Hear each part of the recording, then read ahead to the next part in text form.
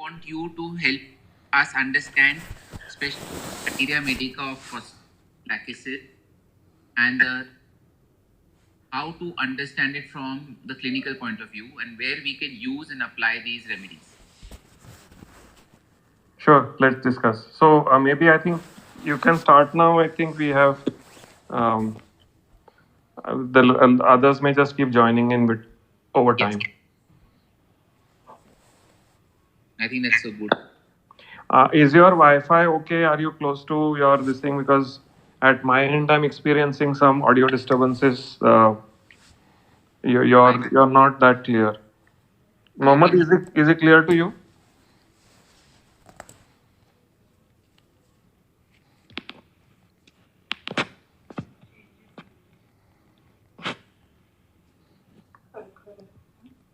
Yeah, it's clear, Amit. Okay, so then maybe something at my end. That's fine. Then Sachin, you carry on. Am I audible, Mohammed? Yeah, you are. Yes, Sachin. Okay. Good evening, dear friends. Welcome on behalf of Homeocon Foundation. As Amit has rightly said before, this is not meant to be a monologue. This is not meant to be somebody presenting something. It's meant to be a conversation to make the best of Clubhouse audio app. So I do request and that if you have something to share, please will do so. Please do so because if it's only me and Amit talking, then it can get boring and we will not really learn to share anything. So I'm starting with the remedy causticum.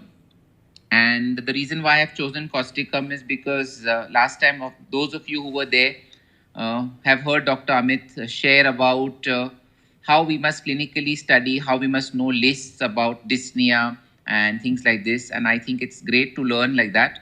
So we're going to be trying to see how best we can fit in a little bit of clinical medicine, a little bit of homeopathy, and grow together. I think that's very, very important. So causticum is like a quick revision. Many of you already are my seniors. Many of you are established practicing doctors. So some of this is going to be revision. For the ones who are new into practice, I'll be happy to share if you have questions about causticum later, what we use in practice. Causticum is a peculiar remedy. It is a remedy that was proved by Samuel Hahnemann, a master. And if you read the preparation of causticum, and I'm sure those of you who have given the exams, and we will always ask the question, write a short note on the preparation of causticum. It used to be part of the pharmacy exam. It was part of our materia medica exam. It's a complicated preparation. And the truth of the matter is nobody, and I mean really nobody alive today knows what exactly was the tincture of causticum that Hahnemann made, except from what the description is given by him in his Pura. So in chronic diseases, sorry, not in Pura. So it's very, very important to know this as a fact. So there are many remedies in our materia medica which baffle, the source baffles you, and I am very particular about at least knowing something about the source. Causticum is a big polycrest that we use. We see it giving great results in so many conditions. But honestly, besides how whatever Hahnemann wrote on his preparation, nobody really knows what is contained in causticum. In fact, I have a book by Vermeulen and he condenses a lot of this literature very nicely in his first paragraph. And there's a line over here which I will just read out. Some think that Hahnemann introduced causticum in an effort to combine in one drug the action of calcium and potassium. The remedy has been ridiculed as a fantasy, been laughed off with the argument that the distillate chemically lacked any content of the effective substance and should contain nothing but distilled water. For Hahnemann, the new substance, unknown to chemistry, certainly carried out caustic principle into effect, for it tasted very astringent on the back of the tongue, burned the throat, and hastened the putrefaction of animal substances immersed in it. Lisa, a doctor, admits as witness for the defense 3 chemists who found that causticum actually contained free ammonia. After that, a research was done and it was found that beyond doubt the tincture of causticum contained potassium ions.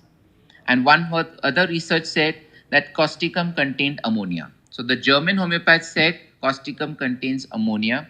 Lister, which would be American, says that it contains potassium. So we really don't know this mystery of causticum. I think it's important as homeopathic trivia that you are at least aware about this fact about causticum.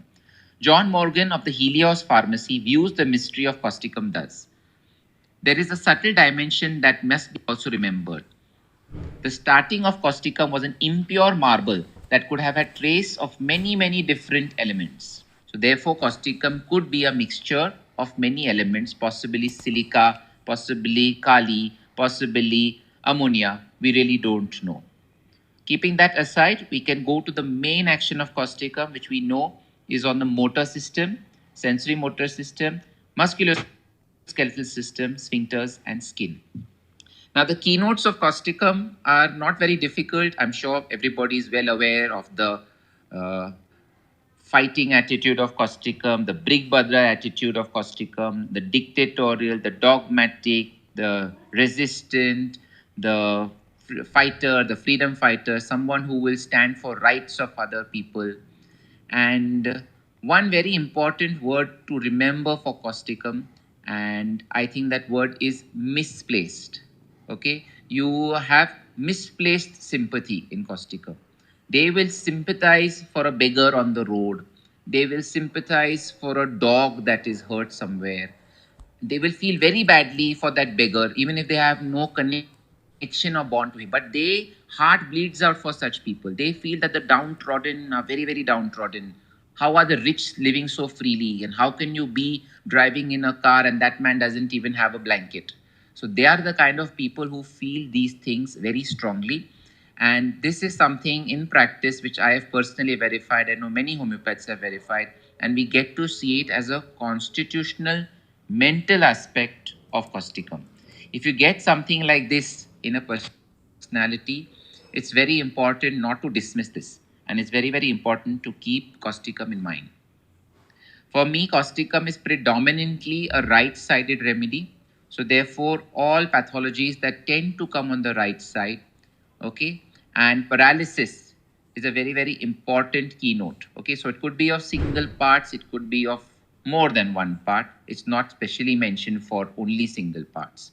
And this paralysis extends right from your eyelids, where we know ptosis. We know it's useful for Bell's palsy. We know it's useful for laryngeal palsies. We know it is useful for right hemiplegia. We know that it is useful for single limb. So, causticum basically is a paralysis remedy, and numbness and pain are an important symptom of causticum. Okay, there are modalities which differentiate, but really and honestly, in a clinic, it becomes difficult to pinpoint. It's just important to remember it as an important right sided paralysis remedy. Chili hot can be very variable in causticum. Normally, in pathology such advanced, it becomes really hard to differentiate whether a patient is chilly or whether a patient is hot. Very, very difficult. So sometimes this modality can be very dicey to take in causticums. The books say that causticum is always worse air. Okay, worse cold air. And dry weather aggravates is a marked thing in causticum. Now, this peculiar modality I have found very useful in rheumatoid arthritis. So, if you get cases of RA and they have this peculiar modality, causticum is a very, very important remedy to consider. Please do keep it in mind. It has a massive action on our laryngeal and trachea. So it's also a very important cough remedy. It gets missed out as a cough remedy. Causticum is one of those few remedies that has got cough better by cold sipping. Okay, like cuprum. So do keep this in mind, very, very important as a symptom. And the sprained feeling, the sore, bruised feeling are important symptoms of causticum. For me in practice, I have found it's very easy to confirm this. I don't know how many of you have seen this. Maybe if you start seeing it in your cases, you could verify whether I'm right or wrong. Typical constitutionally dominant causticum patients have a marked aversion for sweet. They don't like sweets. They like sour and they like pungent food. They are very fond of that khatta sour food. So if you tell them pani puri, they might jump at it and say yes, but you have to quantify that. You have to ask them, do you like that sweet tamarind taste in it? They say no. They like that sour, spicy taste. That's a very, very very important symptom of causticum, and therefore, very often causticum does become an important acid peptic disease remedy. It's often missed out, but that slaked lime feeling, something rising up into the throat as if something was burning with a pulling sensation from the epigastrium all the way up into the throat, is also a very, very important symptom of causticum, not to be missed at all. Okay, so we often think that causticum, I mean, I like this concept because this comes from Dr. Kopikar's book. He has a chapter written where one of his teachers would often set materia medica questions like this: discuss the role of rustox in acidity. So we often associate rustox only with skin and joint. But questions like this compel you to reread the materia medicas and make these remedies all encompassing. Similarly, causticum is really multifaceted, and I know we are going to talk about its action on the central nervous system. But do remember, these are small, peculiar things which I feel I wanted to share with you all. It's an important remedy for stammering, immoderate laughing in children. Very, very easy. Slow in learning to speak. Often we only think of natrum mur, we only think of Calcarea fos. And believe me, causticum is a very, very important child remedy. Don't miss causticum just on the bias that how can you give it to a child. Slow in learning to talk and stammering speech can be a very, very important causticum symptom. A peculiar epilepsy symptom in causticum, which most of you are aware, is the laughing. They laugh immoderately before attacks. Very, very important symptom. Okay, I have been able to see that once or twice in all these years of practice, but I think these peculiar symptoms are very, very important to recollect. The action on the urinary organs is well known. It will be pointless to just keep repeating. Very important remedy for incontinence. And I think that should be about it, Amit, for now, for me from causticum. I think we'll go over to you if you could take us through a little bit of clinical, and we can come back to lachesis. And if somebody else wants to add something for causticum. Thanks, Sachin. That point on misplaced sympathy was well brought out. I had not, thought of it as misplaced so far, but it's you put it very beautifully. Friends, any comments, questions to Sachin or experiences of your own on causticum? Please raise your hands if you would like to speak. Yes, Dr. Sachin Mehta. Okay, I've just used causticum very successfully in epilepsy of children, particularly coming during sleep. I've verified this symptom, at least I remember right now, 3 to 4 cases who have done very well with epilepsy coming on during sleep. They sleep and they get the epileptic attack. Number two, I have used causticum in acute hoarseness of voice.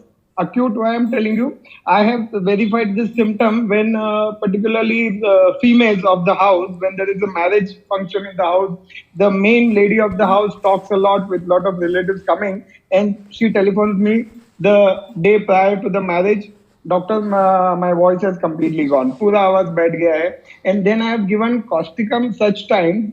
I have given in 30 very frequently, 1 hourly. Many times I have been called to that function to attend a reception at night, and I've met that lady, and she says, I'm very happy. Medicine has worked a lot, and my voice is completely fine. I tell that time कि भाई अभी ज़्यादा बोल के सबको परेशान मत करना. This is what is I feel that time. And I have done one case of blepharospasm. She was not responding to any medicines, what I thought routinely, like maybe I've used Ignatia and a lot of medicines I used in that lady. Somehow, ultimately, causticum responded, with causticum, she responded very well to blepharospasm.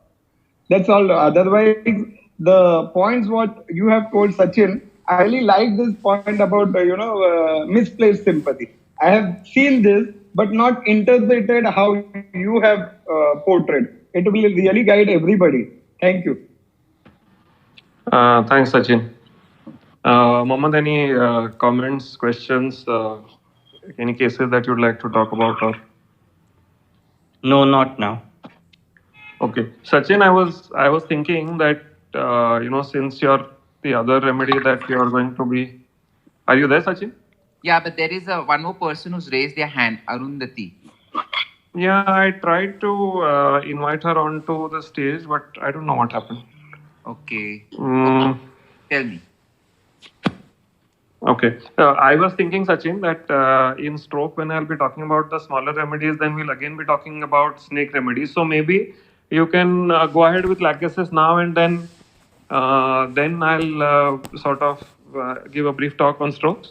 Okay, that will be good. I Yeah. can see she's been made a speaker. Arundhati, can you speak, Yes. please? Yes, sir. Good evening.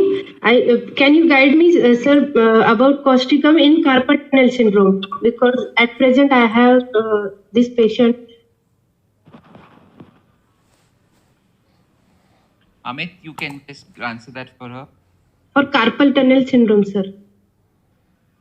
Okay. Honestly, I have not used causticum so far for carpal tunnel syndrome, but I guess if the picture fits in causticum with the other symptoms, you can definitely consider it. There is numbness pain from shoulder, numbness in fingers, right side, right upper limb. Pain in the shoulder. Pain starts from shoulder, but numbness in fingers, right hand fingers. I think you can try again. I think if you see, I think it's in Fartak. If you see pain extending from the shoulder to the fingers along with numbness, I think you have floric acid and fagopyrum. And also you can consider Paris quadrifolia. Okay, sir. And Thank as far as carpal tunnel, purely as a pathological prescription, I find Viola odorata giving good results. And also agaricus. Yes, sir. Agaricus and Ruta gives her partial relief, but not permanent relief she is getting. She is constitutionally like graphitis. Yeah, maybe you can try Paris or floric acid or fagopyrum. Just think of these and just check on the rubric in Fartak. I'm speaking out of memory. Shoulder to fingers, along with pain, along with numbness. I think is these two. I'm not sure about the numbness part, but pain definitely. Okay, sir. Thank you so much. Yeah. And for my junior colleagues and students, whenever you have carpal tunnel syndrome, you need to rule out diabetes, hypothyroidism, rheumatoid arthritis. Sometimes it can be, you can get secondary carpals in pregnancy as well. So these are 3 or 4 things, meaning blood sugars, TSH, at least these basic things we need to do. It's not there. That wasn't for you, Dr. I just, Asha and my other friends, it was for them. Okay. Yeah. Thanks. Thank you so much. Yeah. Sachin, maybe you. Yeah, I'll over. Yeah. Can you help so that I can continue, please? Yeah, Sachin, continue. Wait, I just mute her because she's not on. Arundhati, can you mute yourself? Thanks. The point that she brought up, see, now many of the younger homeopaths or people who are junior always have these questions, that you have these cases where you kind of feel you're stuck and you want to try a remedy, want to think about a remedy, want to prescribe a remedy. I can tell you with absolute surety, there is no better way of learning than making mistakes yourselves. Okay? Because unless you give a remedy and you see whether it works or it doesn't work, nobody is going to tell you whether you're right or wrong in homeopathy. I believe Hahnemann was a great experimenter. Anybody who says otherwise is actually not being honest to themselves. I mean, he perfected his way, he wrote books, he did this, he did that, but he was a great experimenter. Right from trying out the tincture of China, which we know the whole story, to the other drugs that he made. Look at this drug Caustica. I mean, the entire chemical formula we don't know as homeopaths even today. So it was all experimentation. So please feel free to experiment within the parameters of homeopathy. Results will guide you. You might be surprised sometimes, pleasantly, or you might be just disappointed. So if you get a case where the symptoms are matching and things are pointing towards the right direction, it will always succeed. And remember, nothing like Bonninghausen's theory over here. Look at the location, the sensation, the modality, and the concomitant. If you are getting three of these things fitting well in the Causticum picture, please go ahead and try Causticum. It's worth your shot. An important remedy in Causticum, which I completely missed, was this symptom of words, sounds, and patient's own voice re-echoes in the ears. Very, very important symptom for Causticum, and it therefore becomes very useful in Meniere's, and it also becomes useful for sensory neural loss. I have used this in patients, and it gives very, very good results. Please make a note of this very, very important symptom before I shift to lachesis. Okay. Now, lachesis is made from Lachesis muta, which basically is the bushmaster, which is the surukuru snake. The family of Lachesis is actually Viperidae, which is from vipers. And the subfamily is Crotaline. That is why very, very similar to Crotalus horridus and Crotalus cascavella.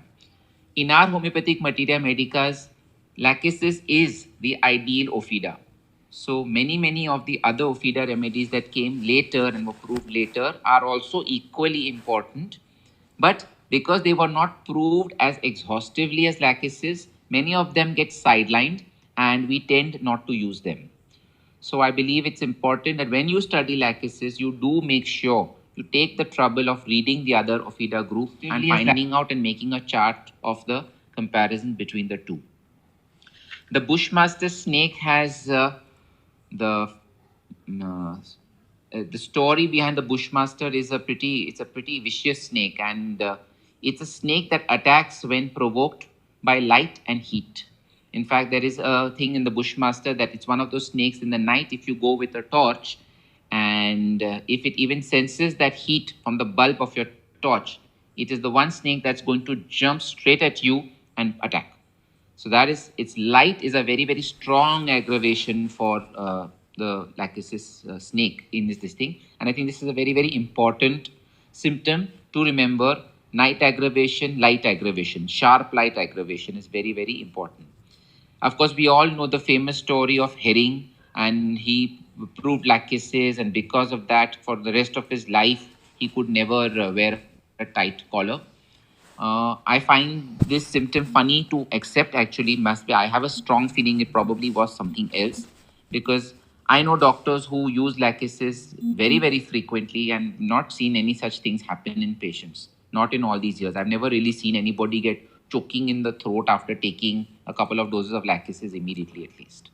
So that's the story with Lachesis, with its starting. The important affinities in Lachesis are cardiovascular system, very, very important, circulation, blood and blood vessels, and the central and peripheral nervous system. So this is something we know. And very, very important, Lachesis is L is for left-sided. So everything that is left-sided is Lachesis. In homeopathy is the grand generality, as opposed to Lycopodium, where everything is right-sided. But the action of Lachesis is very, very much different from Lycopodium, though very often these two remedies do tend to complement each other, and this is something you see in practice. Constitutionally, mentally, they are very sharp-tongued, witty, bright, happy people, but they can be very tiring, because they can talk and talk, and the talk becomes all about them. They are also known as ruthless, remorseless, tactless, and very, very direct in their speech. So this is a very typical picture of Lachesis, and that is why it has been often biasedly, sometimes maybe in today's words it would be called sexist, to say that Lachesis is the female remedy of menopause, because that's the time of life where women start becoming sharp-tongued and they give it back to their male partners, and they will talk and ramble. So that's where it has earned its infamous reputation of being the woman's friend. It's a very strong-minded remedy when health, and they are very pushy about what they believe in. So if they have a particular religious, moral, or sexual belief, Lachesis person is the types who will fight for that. So they will go on and on about them being right, and they will not like to listen to others' opinions. This is a very strong Lachesis in health. This is how Lachesis will normally present. Okay. Therefore, they are known to be very, very clever, witty people and with a lot of friends. Okay. And we know that Lachesis is also very malicious, and once they are angry with you about something, they will take revenge. So this is a remedy, kind of a mind picture that you see in practice. Remember, the books do say left-sided, but it is not exclusively a left-sided remedy. Many of its symptoms travel from left to right. So this sometimes becomes a bias. Somebody might come to you with right tonsillitis, but they very conveniently forget to tell you that actually 3 days before it started with your left. And therein, you can miss a beautiful prescription of Lachesis, especially when you see its bluish-looking tonsils, and then you prescribe something that is not Lachesis, on the basis that how can I give Lachesis to a right-sided thing? The important thing to look for is the generalities. What is the strong generality of Lachesis? They cannot bear anything around their neck.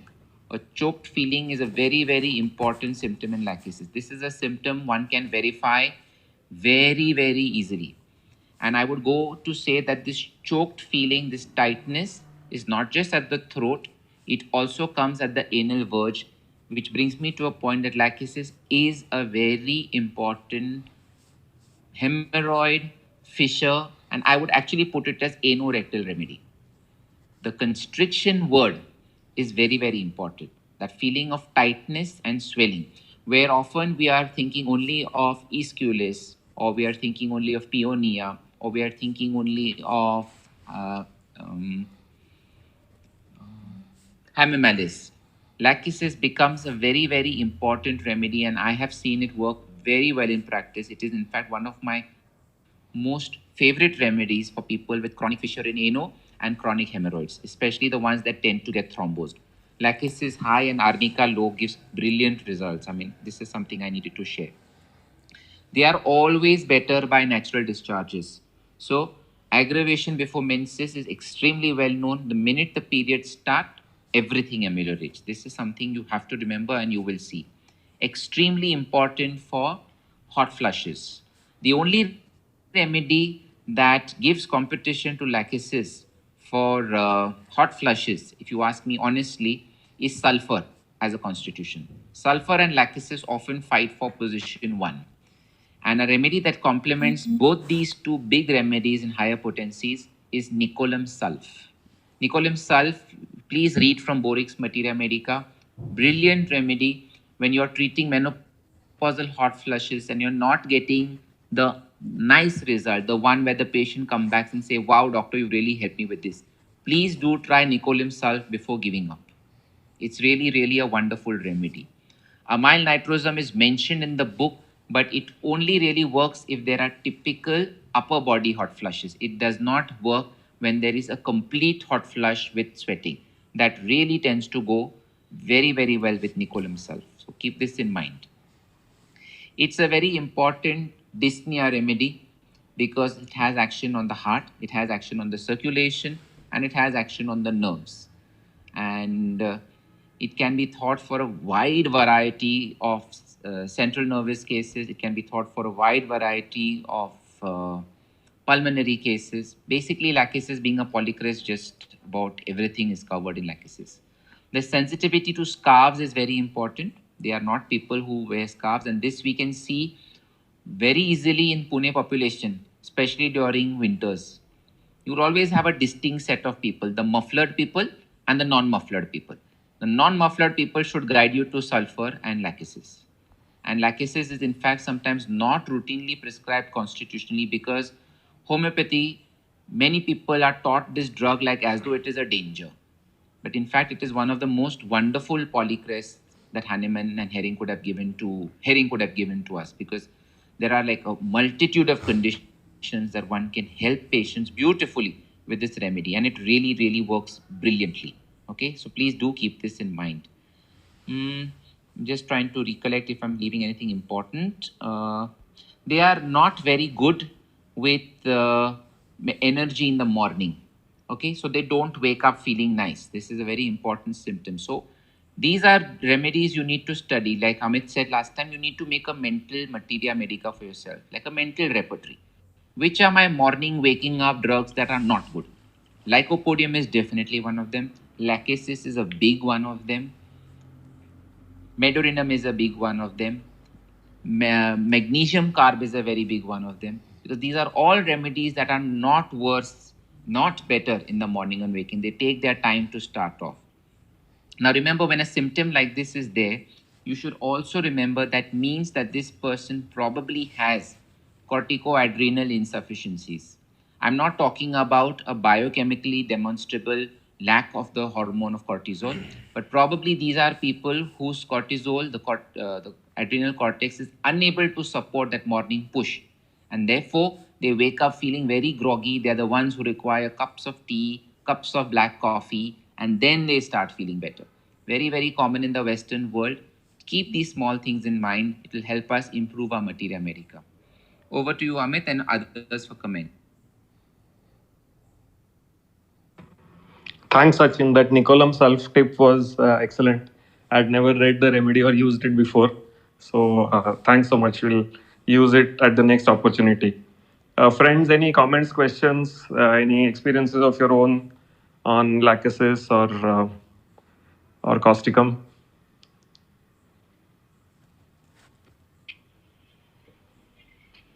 Yes, anybody is there? Amit, do I speak? Anybody is there? You go ahead. No hands raised so far. Okay. I'll check if anyone wants to speak, but you please carry on. Okay. So I think, Sachin, you have already mentioned, I think, that it is the keynote symptom is sleeps into aggravation. This sleeps into aggravation, I have verified in at least 4-5 cases of migraine. They say, I get the migraine headache by around afternoon. I take my food, fatafat. I go to bed. I sleep for 2 hours. And after I get up, the headache is more. I experience more headache after sleep. This is what I have verified, that sleeps into aggravation is presented this way. Most of the people with maybe headache or migraine, they say, I feel better after sleep. I need to take sleep during that time. But lachesis says it is sleeps into aggravation. In such cases, lachesis works very well.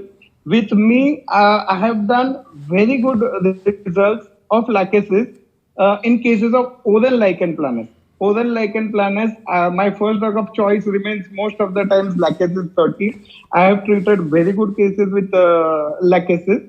And just to add one most important point for juniors, that I remember Clark mentions it very clearly, that remember the proving of lachesis was done with 30th potency and above. So you should understand that while proving, these our masters used to believe into some standard schema. They used to know that these drugs or these substances may prove some of the other symptoms, may give rise to some of the other symptoms.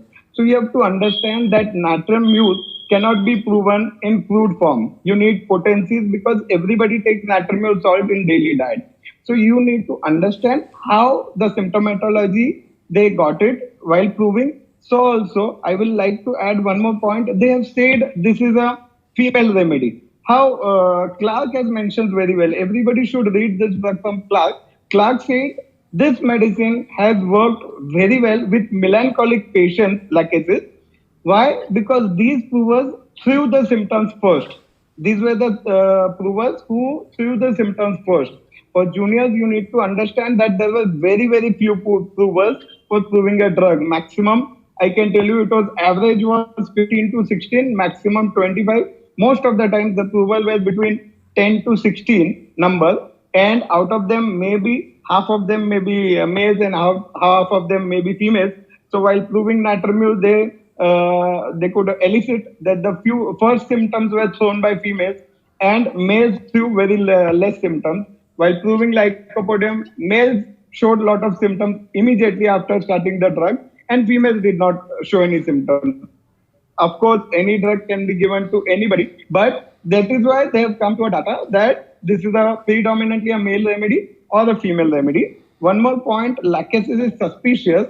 I have verified in my clinic that these suspicious people cannot look into your eyes. Their eyes are constantly wandering. So when I teach in the college, I tell that if I am expecting some, mischief against me in the classroom, when I go into the classroom and the students are playing some mischief against me, I will become suspicious and my eyes will be wandering here and there. that what are these people are doing against me? Anybody is doing something. So this type of, when eyes are wandering, you can think of lachesis. It is exactly opposite to phosphorus. Phosphorus always looks into your eyes. This is a verified symptom, particularly mentioned in Marjorie Blackie's book, that phosphorus cannot take your eyes off. She mentions one case of a young female, a young girl, 10 years old. She treated her, I think, with pneumonia. She was in the hospital, and this Marjorie Blackie was taking around with, I think, Dr. Boland, and she could notice that that girl was constantly looking at her. This constant looking, or maybe a penetrating eyes, is more in favor of phosphorus, and lachesis is exactly opposite. I can give you one example of our times politician, VP Singh. VP Singh was when I was in college, he was a prime minister. While giving interviews also, he will not look into the eyes of the person who is taking interview, or he will not look at the camera. And for youngsters, everybody knows nowadays Tiger Shroff, but Tiger Shroff's father's interview, you see, Jackie Shroff's interview, I have seen many times in YouTube that he will always wear a goggle. Though somebody is accompanying him, I saw one interview where he was with Salman Khan. Salman Khan was not wearing a goggle. He was without glares, but this man will not look into the eyes or will not look at the camera. He will always wear a goggle. I give Jackie Shroff as a classical example of maybe lachesis. Lachesis has given very good results for tinnitus also with me, and one case of CML improved a lot with lachesis. So I have always learned lachesis this way, that it is a hemorrhagic remedy, and any hematological disorder, if symptoms agree, you can think of lachesis. That's all for from my experience. Thanks, Sachin. Those were good tips. About phosphorus, you mentioned. Is it that doctor cannot stop looking at a phosphorus patient, or the other way around? See, if the patient is young and very beautiful, it is the other way around. Acha. Dr. Vora, any comments, experience? Yeah. One I experienced about the lachesis, I wanted to tell about the COVID. Now the peripheral thrombosis is seen commonly. So one of the patient had first developed into left foot toes, 2, 3, 4 toes. At the tip only, severe lancinating pain, as if somebody has nailed and hammering on that nail, and couldn't tolerate any little touch, constant day and night pain. And it was discolored purplish. Just 2 weeks of COVID, and treatment of COVID is going on, and this developed. Not better by arnica, but then next day, after 2 days, not better by arnica. But then it developed into the right hand fingers. 3 fingers again, tip of the fingers, swollen, purplish, and similar pain as if nailed and hammered on that nail. So that time, looking the appearance and the thrombosis, lachesis 30 was given, dissolved in water frequently, every half an hour. And within 1 hour, the pain reduced. The right fingers, pain reduced completely. And the toes were which better, they get aggravated, and it became very severe. But I asked to continue the water doses, and after that 2-3 hours, gradually the toes pain also reduced. Next day the pain was completely gone, but the discoloration was darkened, and within 2 days gradually the discoloration reduced.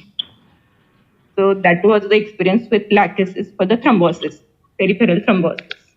Amazing. Nice case. Yeah, that's it. Thank you. That was good sharing, and I think most of you who attended HomeoCorner would remember that case of the brain tumor, the mask that Amit had shared, and how beautifully it resolved under lachesis.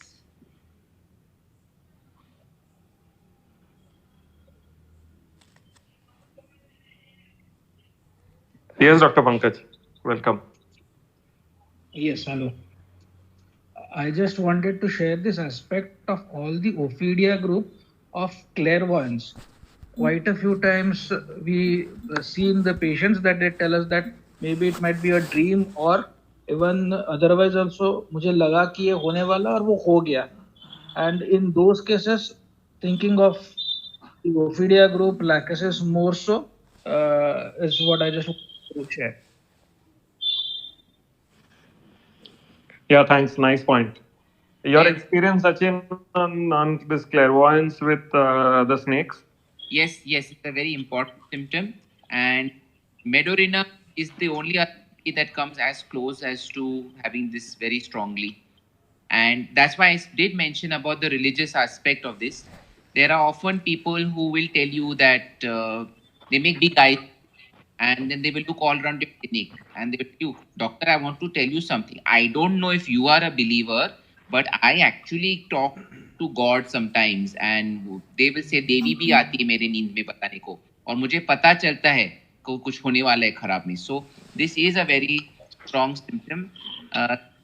Some people feel that it is to do with probably a very heightened sensory perception by some constitutions, and lachesis definitely features in the. I have also. My own experience with this clairvoyance thing, and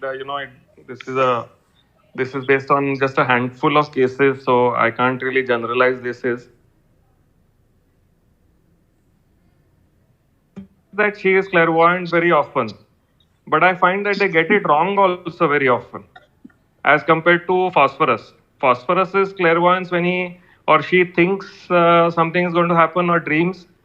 That really does come true. With lachesis, I find that it's a bit of a hit or a miss. I mean, it's usually they bet on some binary choice things, so your chance of getting it right itself is 50%, and it's a bit of a hit or a miss. But I don't know. I mean, it's too few cases to really say for sure. No, but that's a good point to share. So probably tomorrow, most of us should look.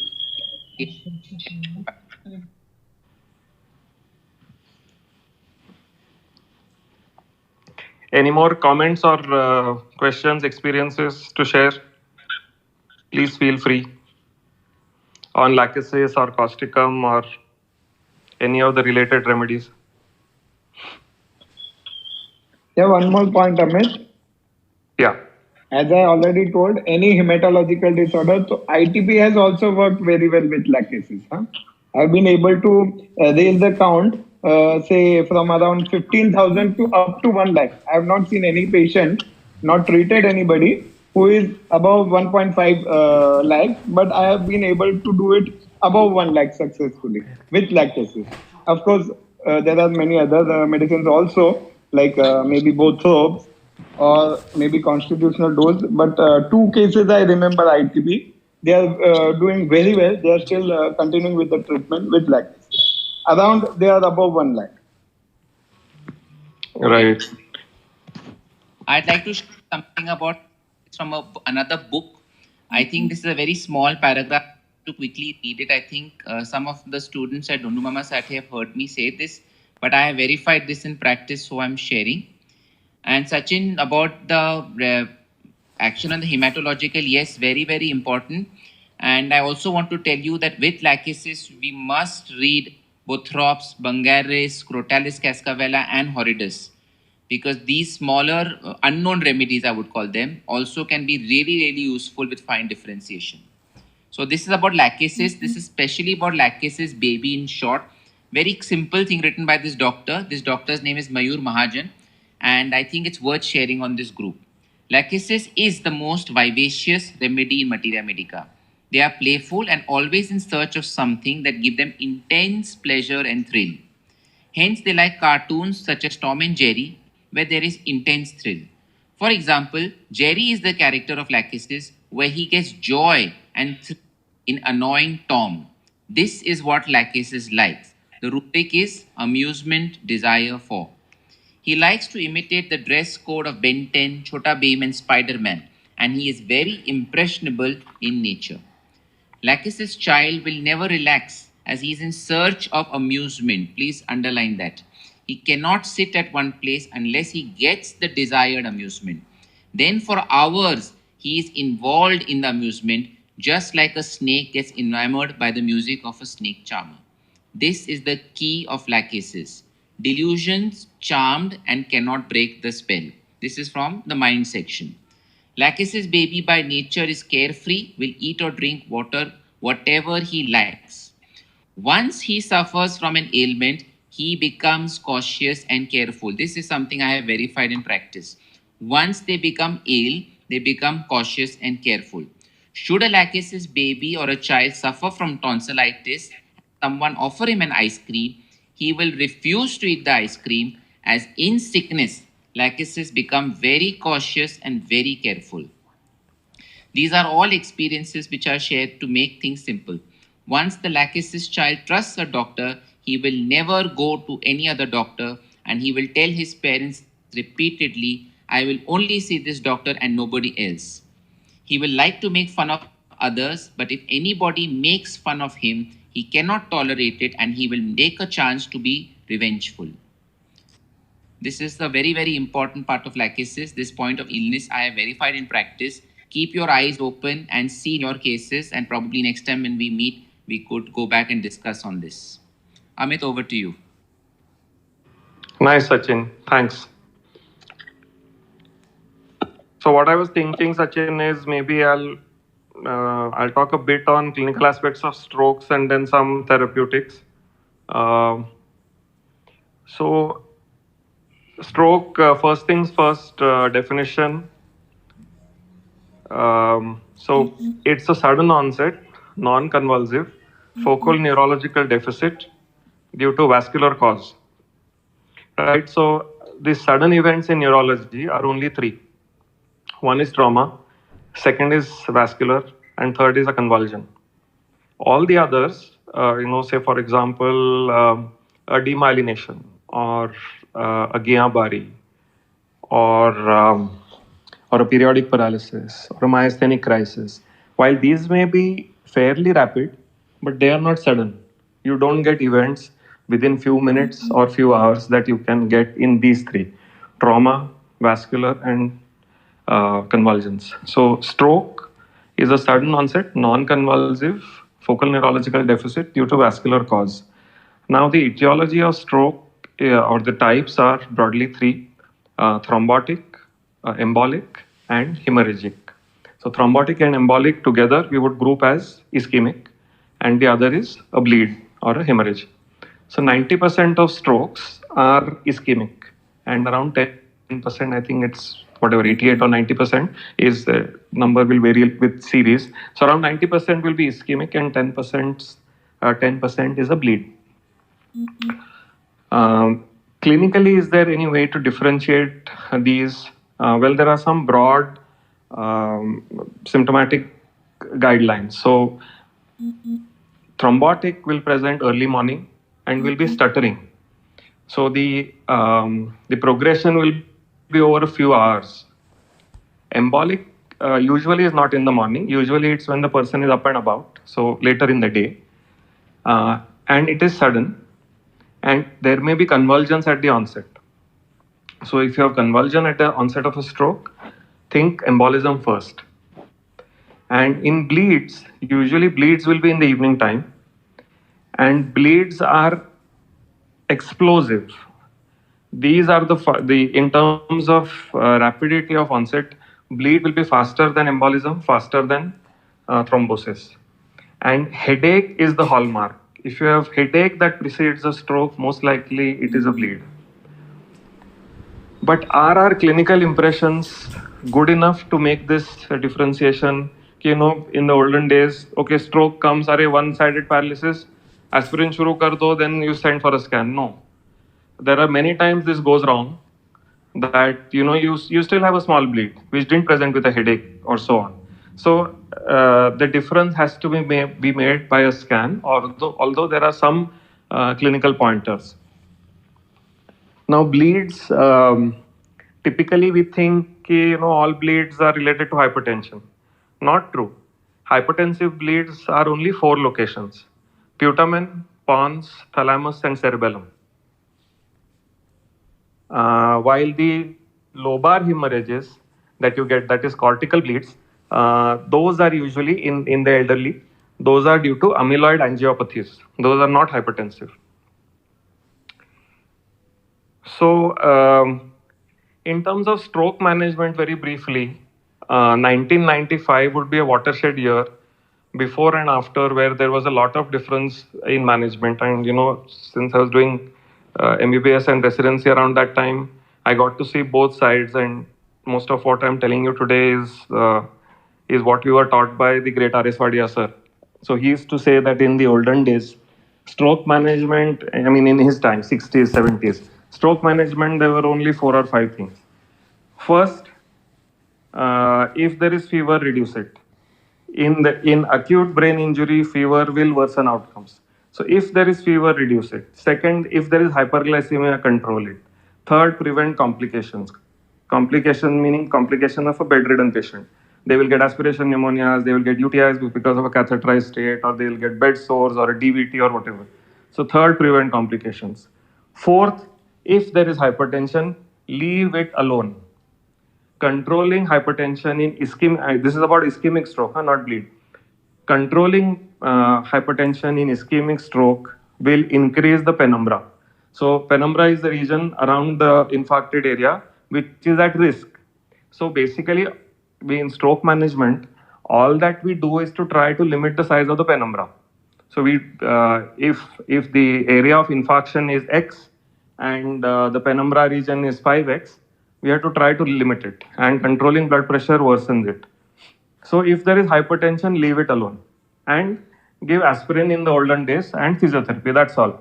That was what stroke management was all about. 1995, landmark year in terms of from conventional medicine therapeutics for stroke, where there was data to say that thrombolysis works just like it does for myocardial infarction. So at this moment, now taking us to 2021, at this moment, we would say that we would consider thrombolysis for acute stroke where bleed is ruled out and the presentation is within 4.5 hours of onset of symptoms. And in newer stroke units now, it's an integrated approach where there is a neurology team, there is a neurosurgery team, there is an interventional radiology team, along with the nursing staff and physiotherapy and so on. And one of the reasons that I'm talking about stroke in our homeopathy discussion is that I really do think that homeopathy can be a part of such integrated treatments, because we cannot manage stroke at home. We cannot say ki chalo jane do. Pre-1995 it would have been okay. Anyway, they are going to get aspirin. What's the point in admitting? But now that's not going to be the case. But so we should, make every effort to see if we can be on board with other like-minded, open-minded doctors who can involve us in stroke management. So, so I was talking about the neurosurgery aspect that's required for large strokes, for large bleeds, where there is, if there's a midline shift or there's a deteriorating sensorium, there is a herniation, all these things will require the neurosurgery team.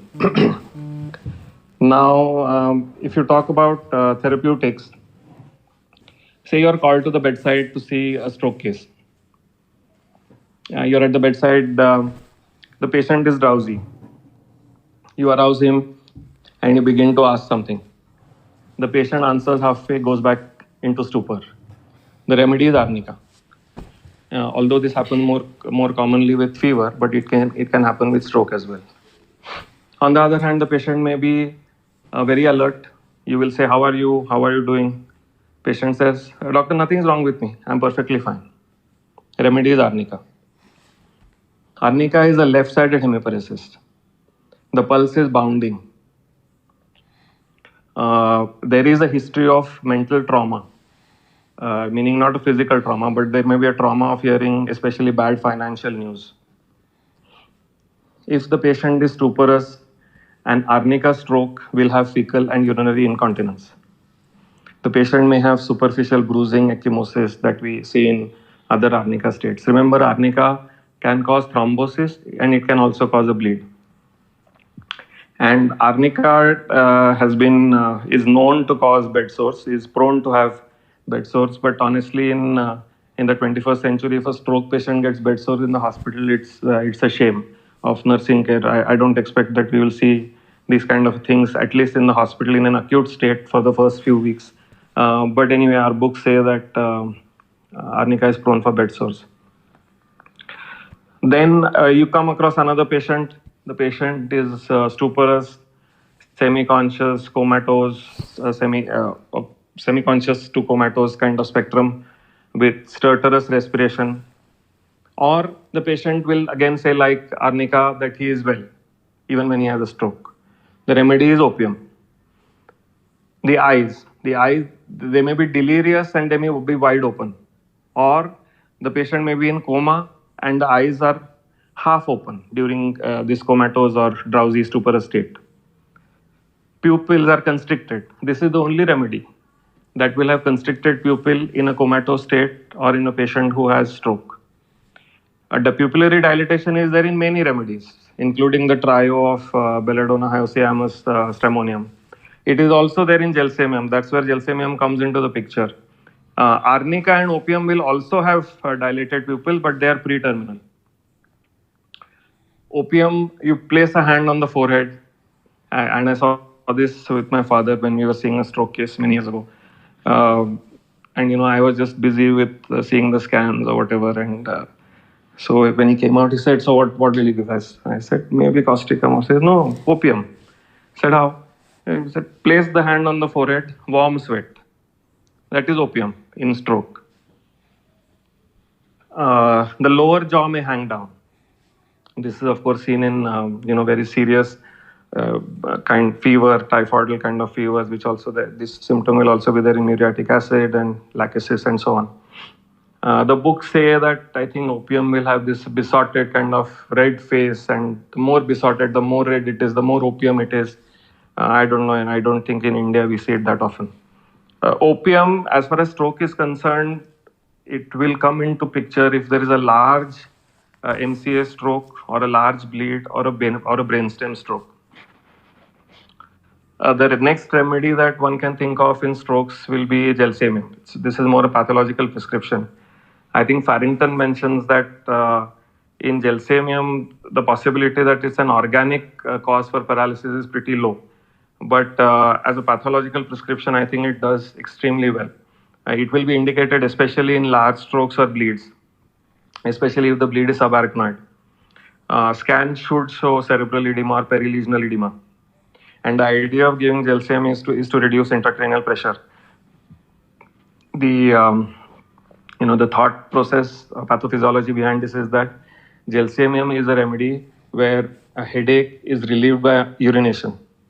This is exactly what mannitol does, and reduces intracranial tension. Pupils are dilated and there may be bradycardia in stupor. This is an indication for gelsemium. Coming to causticum, Sachin has given all the details of causticum. We may not use this on the day of stroke, but this is for residual paralysis, maybe a few days or weeks, along with the other treatments and physiotherapy and so on. For me, just briefly about causticum. Causticum is basically two broad groups. One is paralysis and the other is rheumatism. And the paralysis may be of single parts or multiple parts at the same time. So starting from the eye, third nerve palsy, ptosis, and extraocular muscle weakness. So for the students, typically we remember it as SO4-LR6.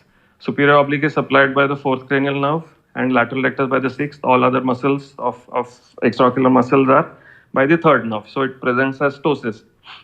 Third nerve, then sixth nerve, facial, Bell's palsy. Seventh nerve, Bell's palsy. Then lower cranial nerves.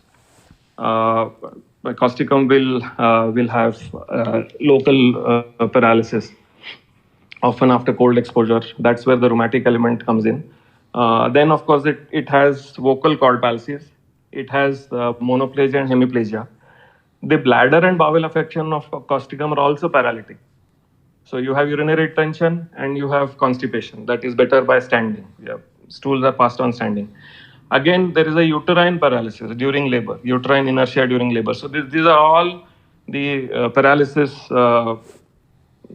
affections in causticum. And then comes the rheumatism from cold. Starting from above downwards, first will be TMJ. So TMJ, one of the big remedies will be causticum. Others will be lachesis, phytolacca, and perhaps anything else.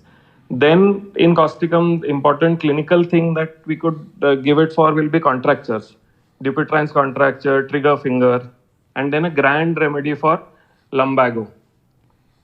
In my opinion, if one were to give a blind remedy for lumbago in homeopathy, I mean, if you were to sin in homeopathy, but for a good cause, maybe causticum might be the best option. It's a psychotic on a tubercular base. Like Sachin mentioned, I remember it as intensely sympathetic, but he's captured it beautifully as misplaced sympathy. And Vitulkas has this thing about where causticum is intolerant to injustice. Another thing of causticum is it's along with oxalic acid and medorinum, thinking aggravates, especially piles. So that's that about causticum. Now you come to some smaller remedies for strokes, and here one needs to understand aphasia well. So if things are not getting too late, maybe I'll just take 5 minutes on this. Sachin, is that all right? Yes, continue. So aphasia is not a speech problem, right? So language, the function of language involves reception and then expression. So you will receive language in the form of hearing words or reading words, and you will express language in the form of speech or your writing. So it's not only a speech defect. So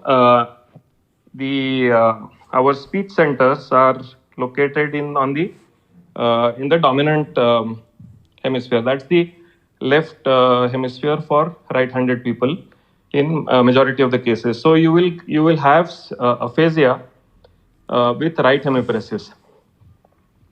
So you have a remedy where our books say can speak but cannot understand speech with right hemiparesis. Here, what the books are referring to is what today we call as Wernicke's aphasia.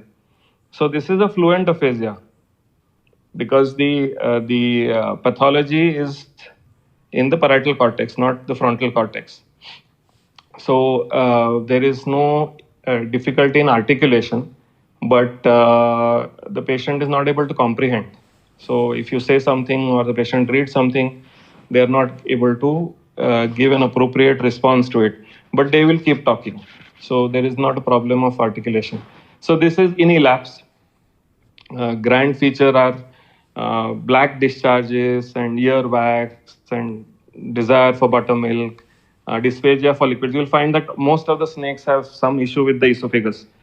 So elapse, I think, has this sponge sensation in the esophagus. Recently, I had this case of the patient was continuously having some issue with something just below the pharynx in the esophageal area and saying that, kuch bone atka hua hai or something. I said, no, what bone? He said, no, I was eating, doctor. I said, 2 mahina ho gaya, abhi bone kya, how can it be stuck for such a long time?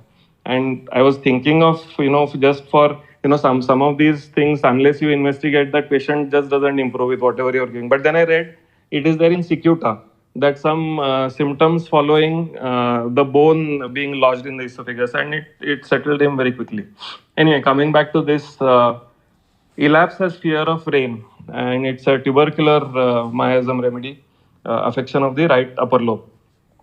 Then another remedy that comes with right hemiparesis and aphasia is Bothrops. Here, this is Broca's aphasia. There is inability in articulation. The patient understands well, but they cannot articulate.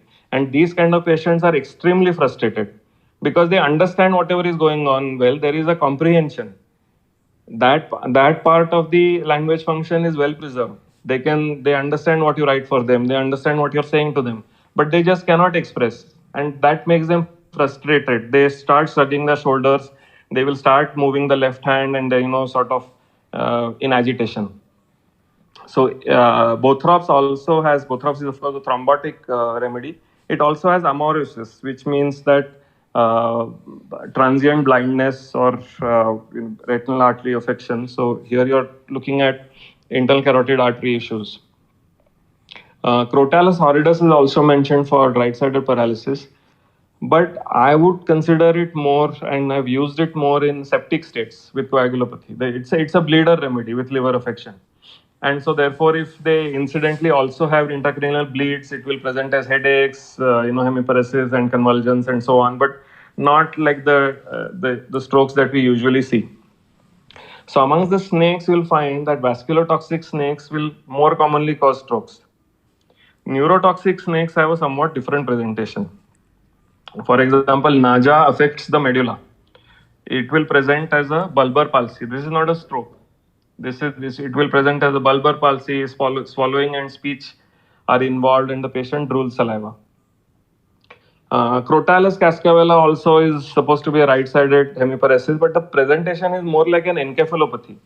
From an acute delirium on one hand to a chronic schizophrenia on the other, with themes of death and dead bodies and skeletons, black images, etc. And then in that thing, I think Sachin, correct me if I'm wrong. Crotalus was that somebody experimented on it, and that snake was brought. I think it's since you are fond of the sources, I think it is some Brazilian rattlesnake, and that patient actually died in this experiment. Is that so? I'll have to read about that. I'm not sure on this. Okay, I think it was Crotalus cascavella. Okay, so that's about this thing. So if you have right-sided strokes with aphasia, think of these snakes. The only other remedy that can have this is Chenopodium, Antihelminthicum. So this also presents with right hemiparesis or right monoparesis, because the upper limb is especially affected, can have convulsions. It has Broca's aphasia again. Like opium, it has stertorous rattling breathing, as if there is, the patient is already aspirating. And there is a puffing of the cheeks when they're during expiration. And Chenopodium gets, if you have a stroke patient who gets early spasticity of the upper limb, so flexion deformity, think of Chenopodium. Incidentally, they also have deafness and tinnitus, and I think they have a pain that's quite close to the chelidonium spot. Two other remedies that I've used, and one of them I've seen my father use very often is Aurum for strokes, where before the stroke, few days before or few weeks before, there is a wounded pride. The son says something to the father or whatever. The patient is already hypertensive, and he lands up in stroke. Aurum is a grand syphilitic, but it needs to have a tubercular base for full expression. In a stroke patient, I have not seen this, but I try to keep this in mind that this is the presentation that can come up with Aurum, that the patient will keep asking you questions without waiting for any answer. That is Aurum.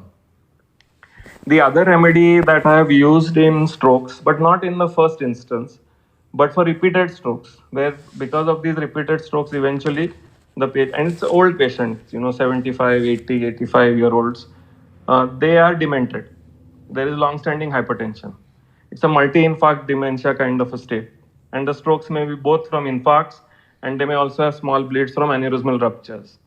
The imaging must show cerebral atrophy, significant cerebral atrophy, and clinically the patient is in a multi-infarct dementia state. Mouth is open, saliva drooling, withdrawn patient, impaired memory. Baraita carb is the remedy. May palliate decently. So you go to a stroke patient, you examine, you ask him anything, he can't speak at all. Think of causticum, think of Baraita carb. History of stroke, amnesia thereafter. Anacardium and plumbum. And then just many years after stroke, if patient has car epilepsy, I would think of causticum and Artemisia vulgaris. What else? Kali brome. Kali brome has been mentioned as apoplexy in our books, uremic encephalopathy and so on. I don't really think that's probably useful for a hemiparetic kind of a stroke, but it has a transcortical aphasia, Kali brome. So when the patient by himself or herself won't say anything, it appears that it is Broca's, because there is a difficulty in articulation. But when you say something, the patient can repeat the spoken word. This is transcortical aphasia, and that is what is mentioned in Kalibrome. Yeah, I think as of at this point, Sachin, this is all that I remember. Maybe you have other experiences, other remedies that you have used. No, this is great. I think you've shared the encyclopedia of theraps in this, and I hope as many points have been noted down by younger ones, and I think a lot of learning to do again, a lot of reading up, and I think we should incorporate these in our Borix Materia Medica to relate it to clinical medicine. And it's amazing to listen to this, Amit. Amazing, really, really nice. Dr. Payal had a question, I think. Room. Dr. Payal, is there anything you had to say? Because you had put your hand up and Amit was.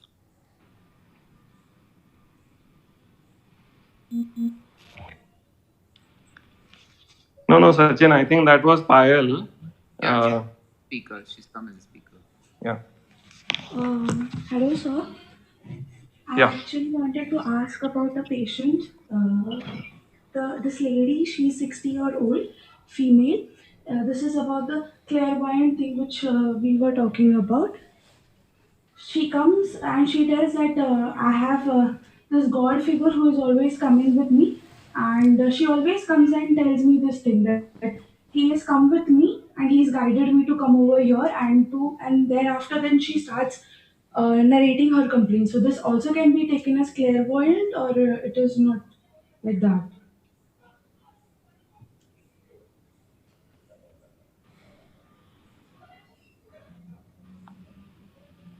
Yeah, Sachin, go ahead. Payal, this wouldn't be clairvoyant. Okay. This is a firm big this is not clairvoyance. The of clairvoyance is means ability to visualization that is going to happen in the future. Okay. So like a road accident, a train accident, plane is going to blow up, something like that. That is clairvoyance. Okay, sure, sir. This is not. Thank you, sir. Right? Payal, on a lighter note, yes, I feel that God is walking around everywhere with this patient. Best is you give placebo. God will take care of whatever is to be done. Okay, sir. Thank you. I'm just joking.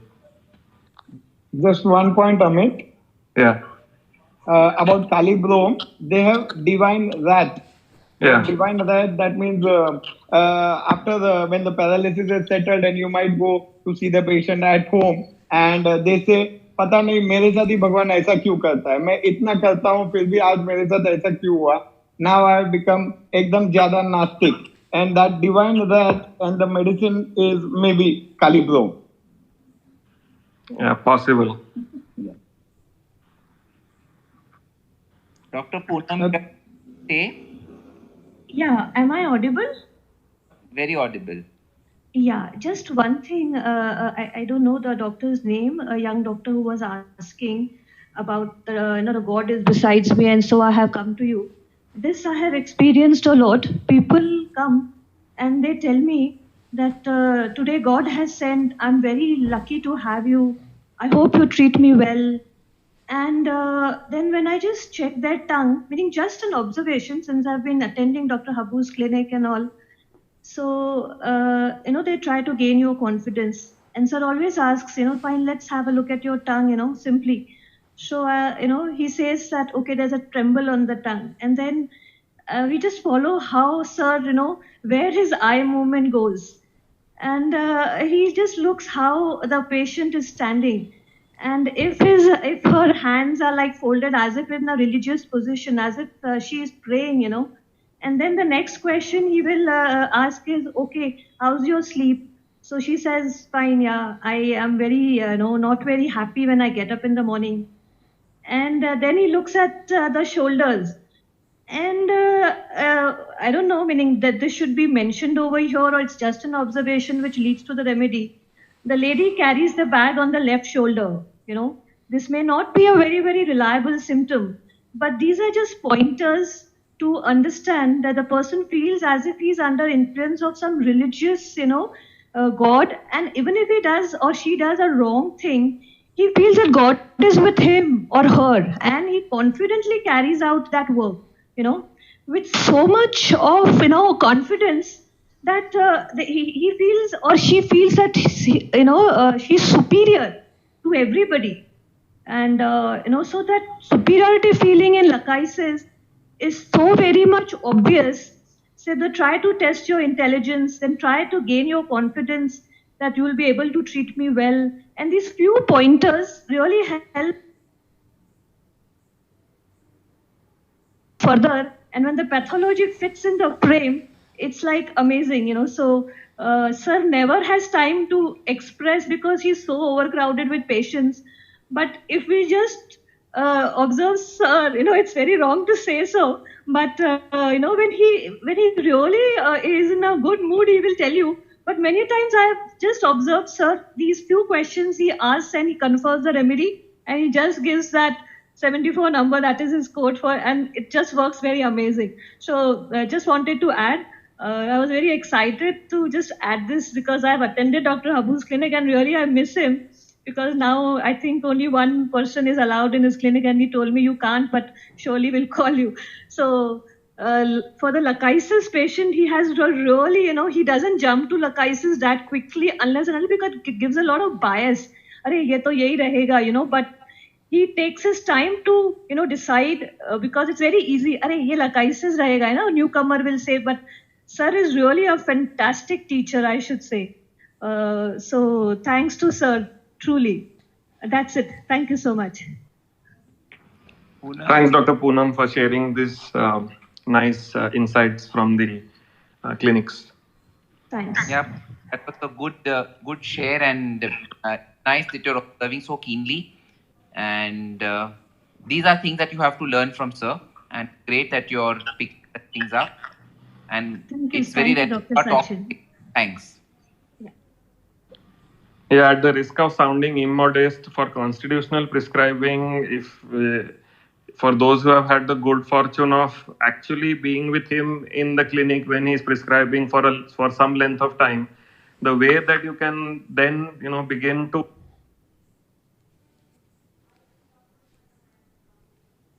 how they look, how they come across, that cannot be really told or explained at a conference or over any kind of this thing. There is no beat to actually seeing it in the clinic.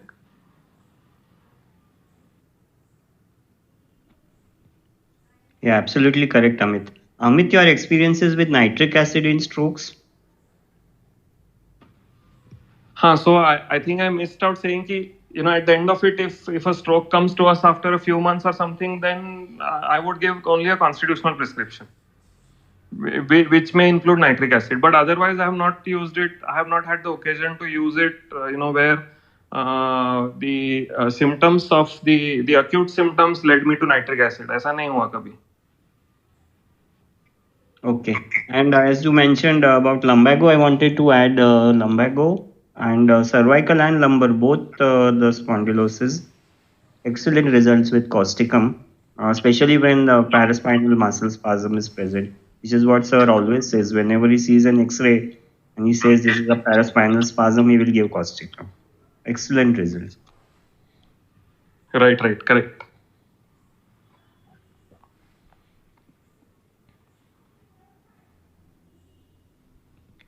Anything else, Jim? I think maybe we can wrap up. Yeah. So thank you, everybody. It's been nice, lovely talking to all of you all, and I'm glad that we had some interaction. We would even like to happen, and we decide next date and put it up on the groups. Is that fine? Sure. All right. Good night, everybody. Okay. Bye-bye. Take care.